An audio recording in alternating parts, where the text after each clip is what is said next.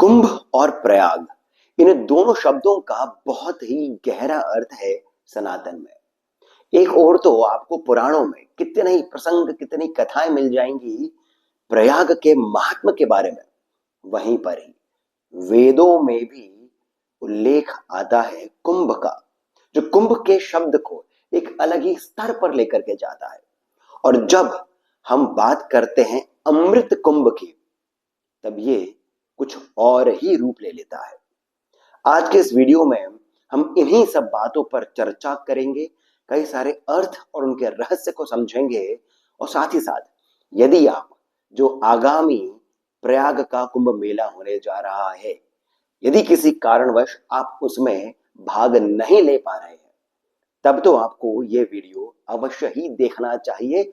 और जो जो नहीं जा पा रहे हैं उन तक इस वीडियो को पहुंचाना भी चाहिए, क्योंकि इस वीडियो में हम कुछ बातें ऐसी करेंगे जिससे आपको बहुत ही लाभ होगा, प्रयाग नहीं जा करके भी।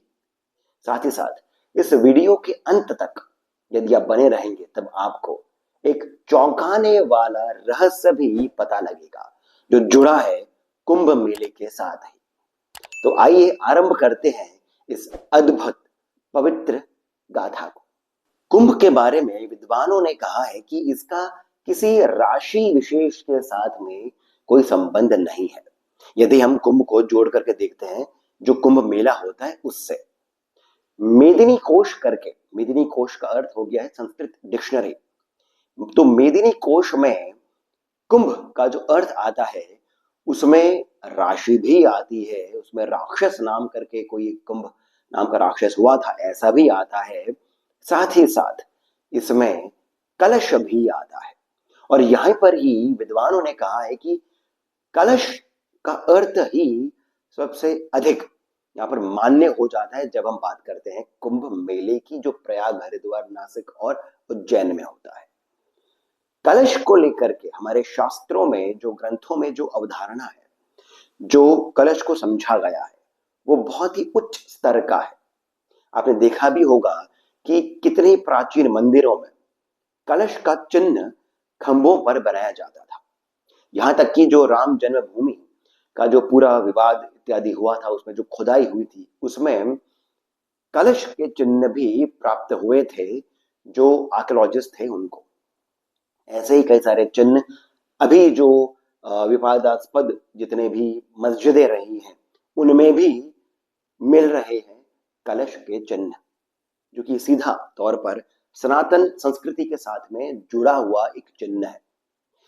कलश के बारे में ग्रंथों में कहा गया है कि इसके मुख पे भगवान विष्णु का वास है, कंठ में रुद्र का वास है, मूल में ब्रह्मा का वास है। इसकी जो कुक्षी है, कुक्षी अर्थात जो इसका पेट हम जिसे कह सकते हैं, उसमें धरती है, जिसमें पर्वत है, समुद्र है इत्यादि। इसका जो मध्य भाग है वहां पर मातृगण रहते हैं।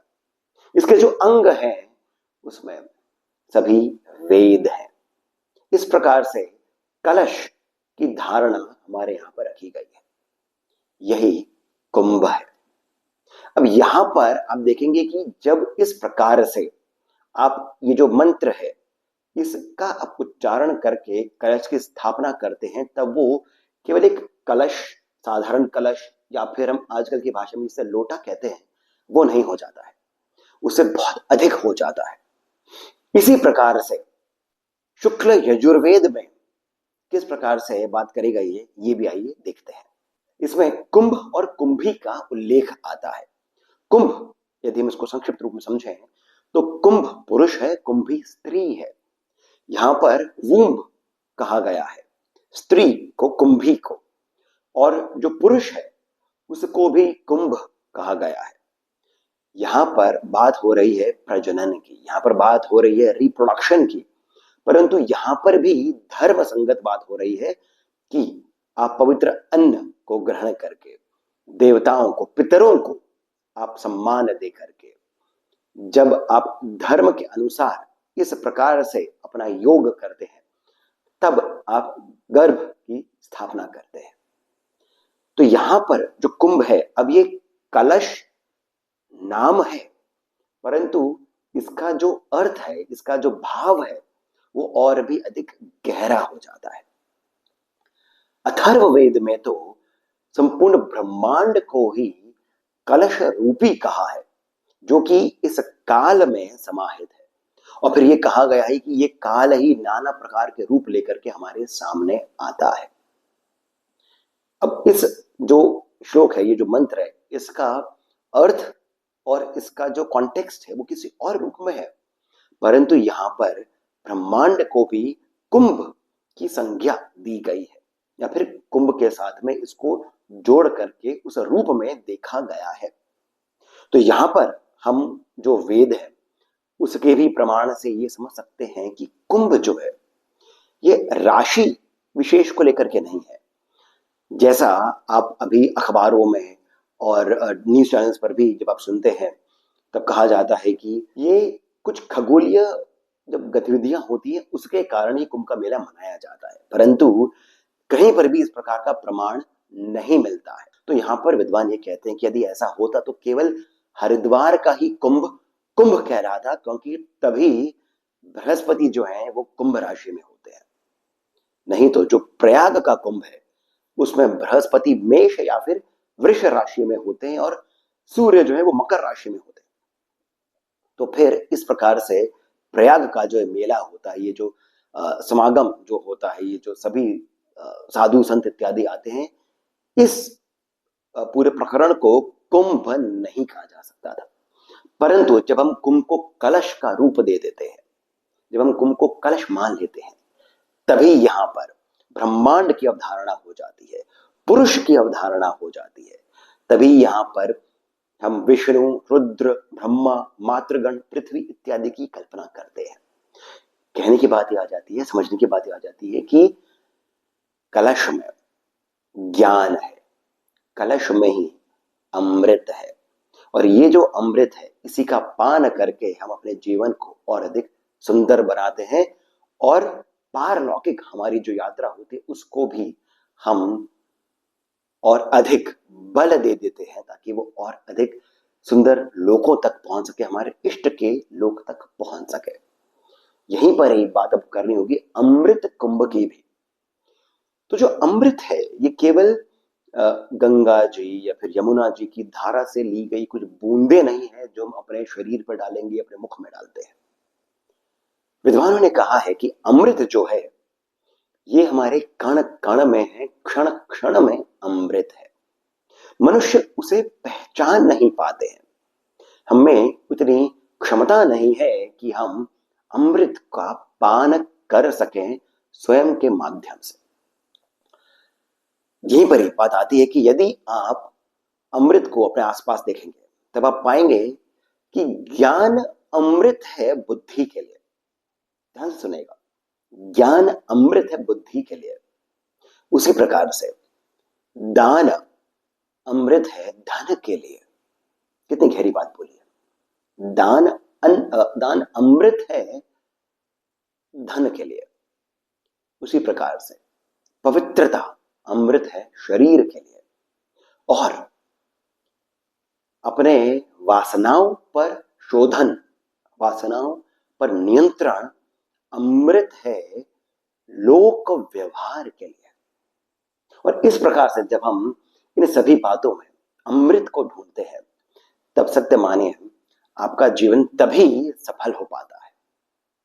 अब यहां से हम चलते हैं प्रयाग के महत्व को समझने के लिए, और यहीं पर ही आपको वो मैं एक उपाय बताऊंगा कि यदि आप प्रयाग नहीं भी जा पा रहे हैं तब भी आप उसका फल जहां है वहीं पर ही प्राप्त कर सकते हैं।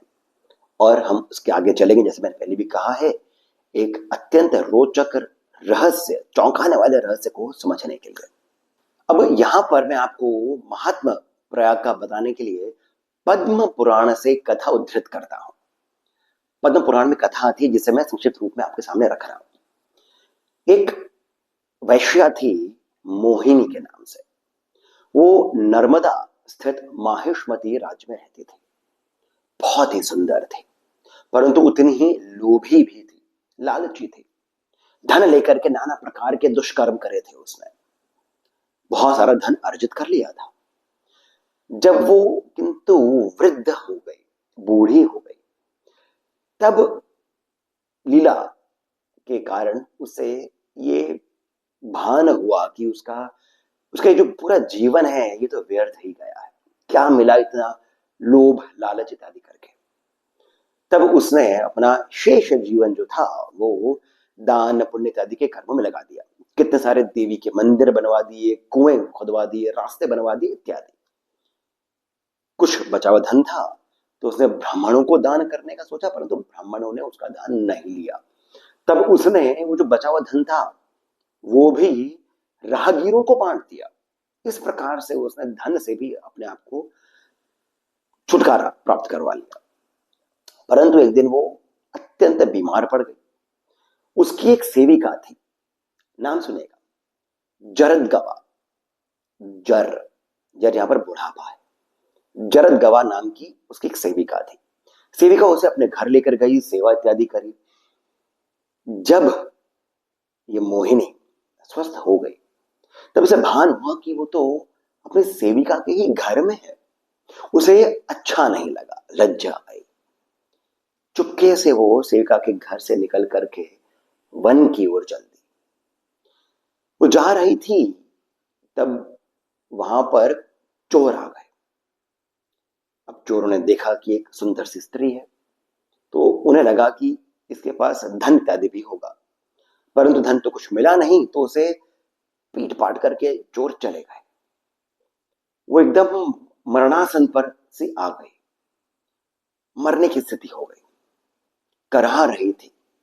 तभी एक साधु वहां पधारे जो प्रयागराज में स्नान करके वहां के अमृत तुल्य जल को अपने कमंडलू में लेकर के आ रहे थे, अपने आश्रम की ओर जा रहे थे।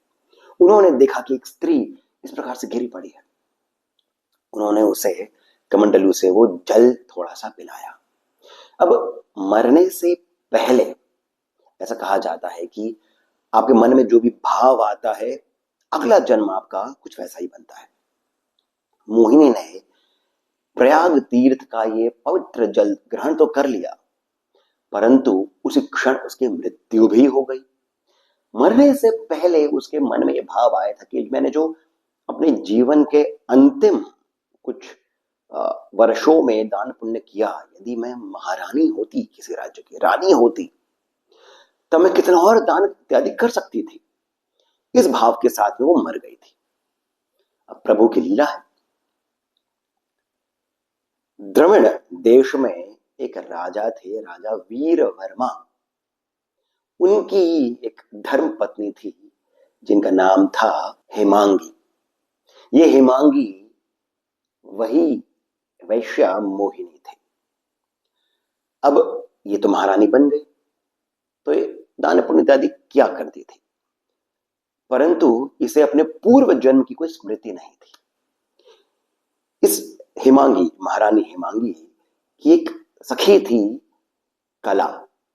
अब यहां पर भी आप नाम को थोड़ा ध्यान रखिए। कला, कला ये हमारे वो जो 16 कलाएं इत्यादि हम उससे भी जोड़ करके देख सकते हैं। अर्थात ये कि आत्म उत्थान के लिए जिस प्रकार से आपका जागरण होता है वो कला ही होती है। तो सखी थी कला। कला के घर पर एक दिन महारानी पधारी हुई थी और कला इनको मानचित्र दिखा रही थी, भारत का मानचित्र दिखा रही थी, मैप दिखा रही थी। तो महारानी हेमांगी देख रही थी अलग अलग राज्य, अलग अलग स्थान। तभी वहां पर इन्होंने प्रयाग देखा। प्रयाग नाम सुनते ही इनके मन में कुछ अलग सा भाव उत्पन्न हुआ। इन्हें स्मृति आ गई अपने पूर्व जन्म की। ये भागी भागी पहुंची अपने महाराज के पास, उन्हें सारा वृतांत सुनाया, अपना पूर्व जन्म का सारा किस्सा सुनाया। राजा वीर वर्मा ने पहले तो मना करा कि अरे ये सब नहीं होता है, ये सब झूठ ढकोसला है, इन सब बातों में मत आओ। तभी आकाशवाणी हुई, ये कहते हुए कि ये जो कह रही है ये सत्य है, आप दोनों प्रयाग जाइए, प्रयाग में स्नान करिए, आपकी सभी इच्छाएं पूर्ण होंगी। तब ये दोनों पति पत्नी प्रयागराज पहुंचे, स्नान किया, दान दिया, यज्ञ करे, और फिर ऐसा इस कथा में आता है कि तब वहां पर स्वयं भगवान विष्णु गरुड़ पर आसीन और स्वयं ब्रह्मदेव हंस पर आसीन होकर के इन दोनों के पास आए, दर्शन दिए, और फिर समय जब हो गया था इनका, तब इन्हें सत्यलोक लेकर के चले गए। इस प्रकार से ये प्रयाग की महिमा है, प्रयाग का महात्मा है। कुछ अलग सी कथा आती है मत्स्य पुराण में। मत्स्य पुराण में युधिष्ठिर जो हैं पांडव, उनका संवाद हो रहा था मार्कंडेय ऋषि के साथ। तब युधिष्ठिर जी ने पूछा मार्कंडेय ऋषि से कि कृपया मुझे प्रयाग तीर्थ का महात्म्य बताइए। तब मार्कंडेय मुनि ने कहा कि ये तो बताना असंभव है, परंतु फिर भी मैं कुछ प्रयास करता हूं। तब ध्यान से सुनेगा उन्होंने क्या बताया। उन्होंने बताया कि जो प्रयाग है ये तीर्थ राज है, तीर्थों का राजा है। 60,000 धनुर्धर वीर इस तीर्थ राज में जो गंगा बहती है उनकी रक्षा करते हैं।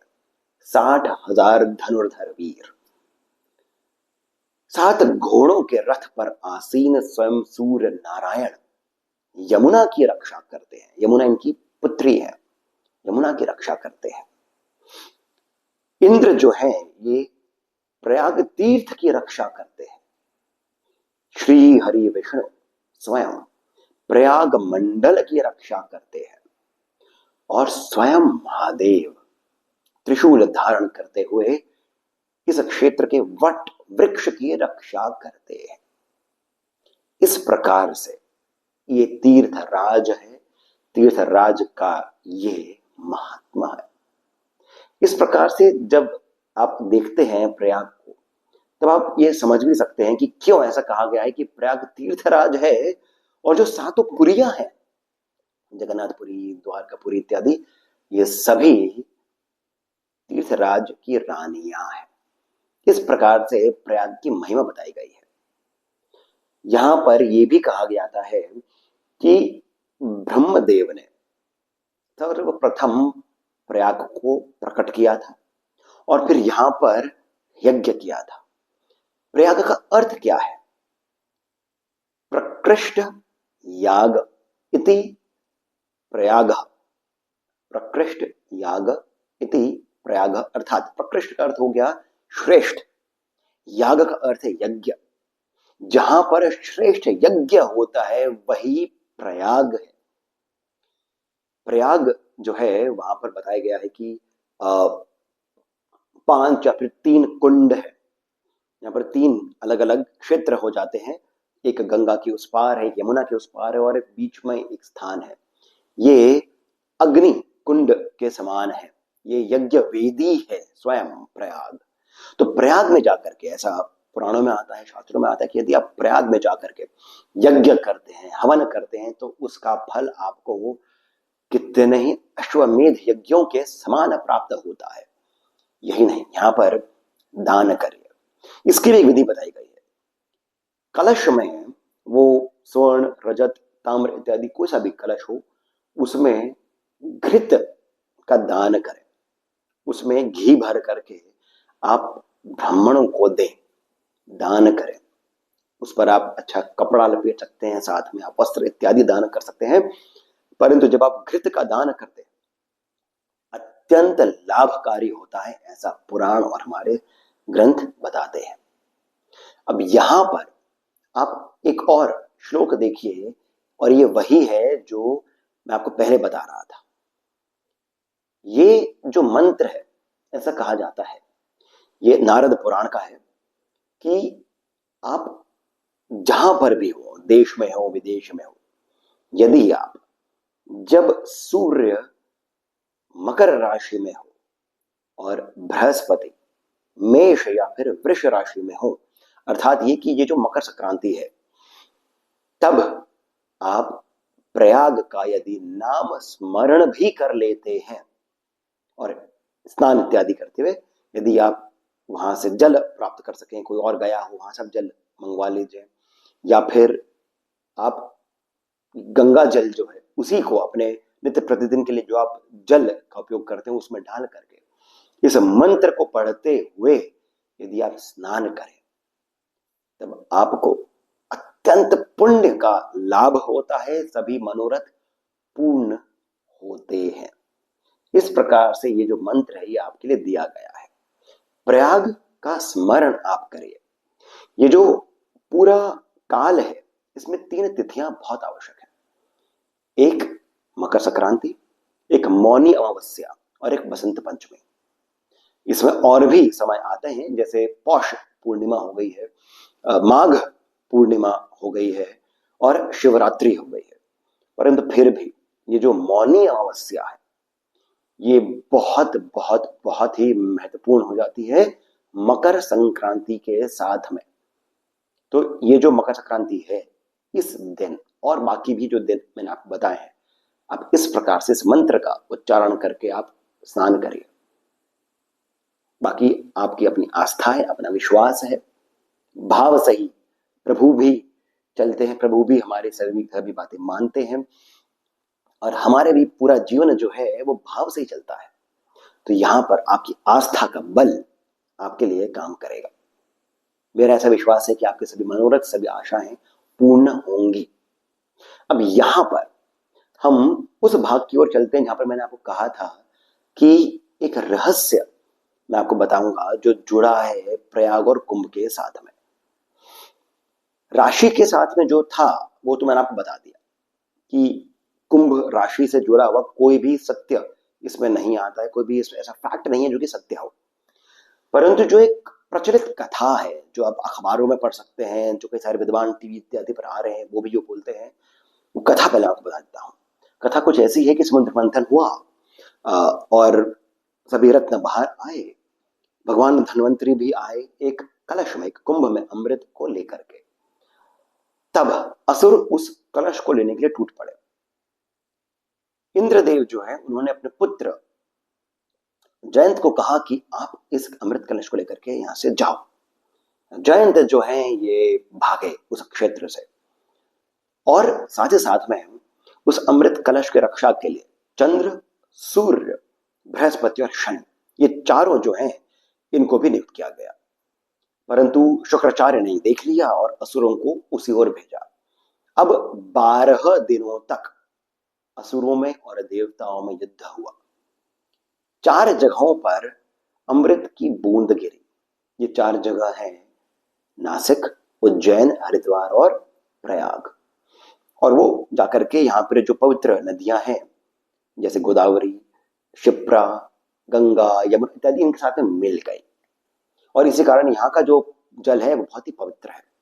और चूंकि ये जो युद्ध हुआ था ये 12 दिनों तक हुआ था और ये 12 दिव्य दिन थे, अर्थात ये कि देवता का एक दिन जो होता है वो मनुष्य का एक वर्ष होता है। तो चूंकि ये जो ये 12 दिनों तक युद्ध हुआ था, मनुष्य के 12 वर्ष बीत गए थे, इसी कारण 12 का यहां पर एक गणित बैठता है। रहस्य ये है कि ये कथा किसी भी पुराण में कहीं पर भी नहीं मिलती है।